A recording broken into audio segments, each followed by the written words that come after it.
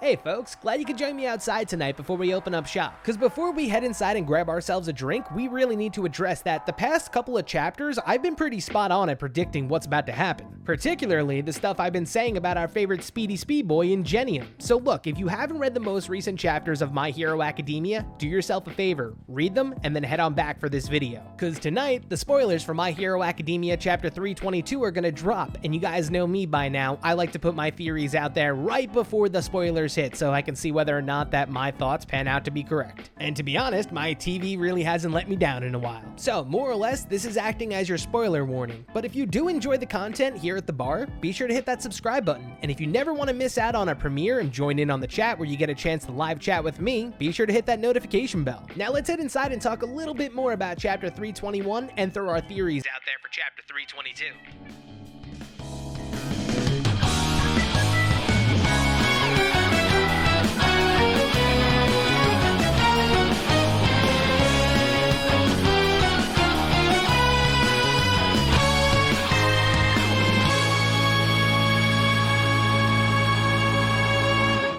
Alright folks, welcome to the bar. So today we're going to be discussing chapter 321 and discussing a few theories that have been roaming inside of my head. Also, a lot of the comments in my past videos have been asking me how I was able to put a finger on the fact that Iida was going to be the one to reach out and grab Deku. And to be quite honest, besides the fact that Horikoshi loves to mirror past events, Iida being the person to reach out to Deku was foreshadowed for 3 chapters, people. Actually, let's not spend any more time over here at the bar. Let's head over to the wall and I'll talk to you a little bit more about what I mean by that foreshadowing.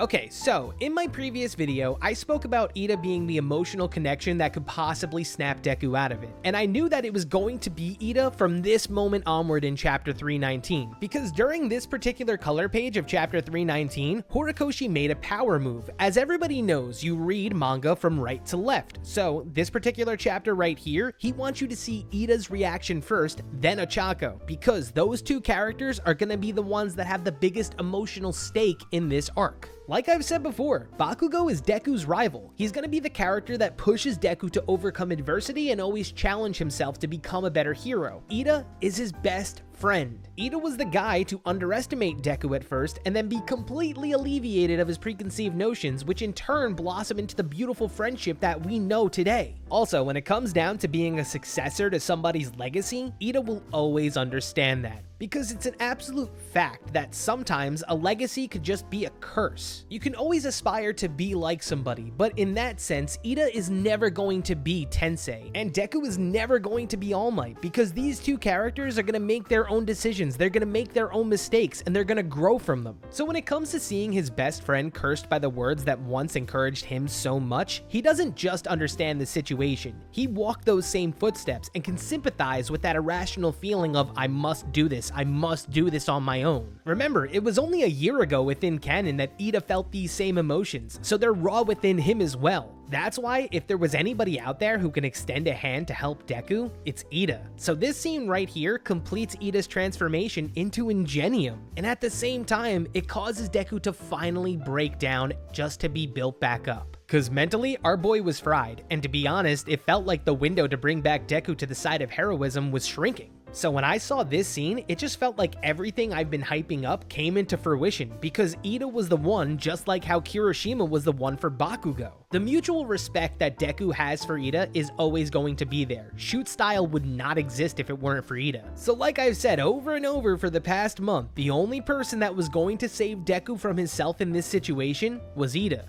So now, victory dance. Now, as for the chapter itself, there was more than just Iida out here shooting their shot. Ochako, Todoroki, and even Mineta fired some anal beads in our boy's direction. And I know some people would want me to comment on this, but I am not commenting on Mineta's sexual orientation, because frankly, I don't give a shit. He's a weird character and people are allowed to fuck whomever they want as long as it's consensual and legal. So you do you, Grape Juice, I'll be the guy paying attention to the plot. If there is one thing that I do want to comment on, it's the fact that Todoroki finally has a new hero outfit, which kind of looks like a a mixture between Endeavors and All Mights. So my thoughts on chapter 321 are pretty simple. I feel like this chapter more or less was just meant to hammer home the fact that this is going to be the end of Deku's phase of being so rebellious. Cause look, by the end of chapter 321, everyone has shown up and said their piece to a certain extent, with the exception of the invisible girl who was probably somewhere, but I neglected to notice them because invisible. And even though this chapter was racked with emotions, we need to take into consideration the small interactions that happen between characters, particularly Endeavor and the other heroes. Cause when you actually pay attention to what's going on, Deku was going to be apprehended in one way or another, but Endeavor took the initiative to let everybody know that Class 1A was going to do the grunt of this work. Best Jeanist was on standby and could have possibly restrained Deku to a point where they could have tried to bring him in. All it took was one look at the heaven-piercing ice wall for Endeavor to know that it was gonna have to be Class 1A to talk some sense into Deku. Brute force would have just made Deku more angry, and after they restrained him, it would have been only a matter of time before Deku regained his strength and busted out of wherever they were gonna keep him. Cause to take a page out of Shigaraki's book, Deku is pretty much a cheat code now. So this debacle needed to be resolved peacefully, but also violence had to be chosen in an emotional sense, because Deku really needed this cry that we get from the final throes of the chapter. Also, this panel right here at the very end where it shows this fwa sound, I have two theories for what that fwa sound is supposed to be. My first one being that I think it's One For All just turning off because Iida really slapped Deku in the face with what he said just now. I mean, when Deku said that to Iida, that was the straw that broke the camel's back, and immediately after they team up to take down Stain. And one can assume that that fwa sound that we see right here is Deku turning off One For All because he knows that he's finally been defeated in that emotional sense. I also have another theory as to what that fwa sound could possibly be, but we'll address that a little bit later. Though in the fight against Stain, after their reconciliation, that's when the true fight begins, which makes me think that more villains are on the way to help deal with Class 1A. Heroes are being hunted down wholesale, so I would say that let's not be surprised if a Nomu or a series of villains show up to try to take on Class 1A, because like I've said before, Class 1A is no longer at UA, so it's quite possible that UA can become a target for All For One, like Todoroki even says too in this chapter. Because the fact that the UA barrier has been foreshadowed by Principal Nezu in a pretty notable scene, and Chekhov's gun would say that the gun that you introduce in Act 1 has to go off in Act 3, I'd say that we're getting pretty close to Act 3 of the Deku retrieval arc. The concept of this arc is that the villains really haven't given the heroes a chance to breathe. It's constant attacks. Society is barely operating day to day because of All For One's influence spreading across Japan. So the logical step for All For One would just be to crush whatever remaining defenses that they have.